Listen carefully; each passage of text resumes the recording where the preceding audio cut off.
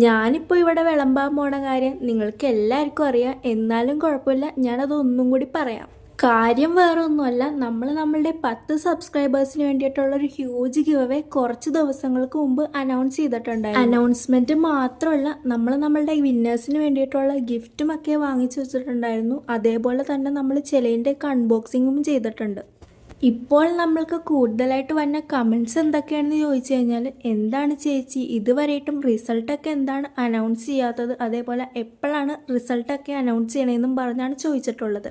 പക്ഷേ എന്ത് പറയാനാടാ, നമ്മളുടെ ഗിവ് അവേക്കൊക്കെ നമ്മൾ ഉദ്ദേശിച്ച അത്രയും പാർട്ടിസിപ്പേഷൻ കിട്ടണില്ല. നമ്മൾ കണ്ടക്ട് ചെയ്യണ ഈ ഹ്യൂജ് ഗിവ് അവേയിൽ ഇതുവരെയായിട്ടും 5 or 6 പാർട്ടിസിപ്പൻസ് മാത്രമേ വന്നിട്ടുള്ളൂ. ഈ പറഞ്ഞ കാരണങ്ങളൊക്കെ കൊണ്ടാണ് നമ്മളുടെ ഗിവ് അവേ ഒന്ന് തൽക്കാലത്തേക്ക് മാറ്റി വെച്ചത്. പക്ഷേ ഈ വീഡിയോ കാണുന്ന നിങ്ങൾ വിചാരിക്കുകയാണെങ്കിൽ നമ്മൾക്ക് ഈ ഗിവ് അവേ ഒന്നും കൂടി റീസ്റ്റാർട്ട് ചെയ്യാം.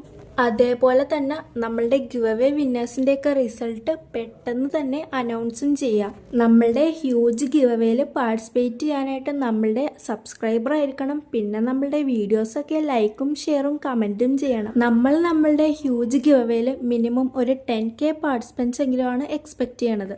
കമൻറ്റ് ചെയ്യണമെന്ന് പറയുമ്പോൾ 30-50 കമൻറ്റ് ഒന്നും ചെയ്യല്ലേ, ഒരു 1-2 കമൻറ്റൊക്കെ ചെയ്താൽ മതി. അപ്പോൾ അത്രയ്ക്കുള്ളു. ബായ്.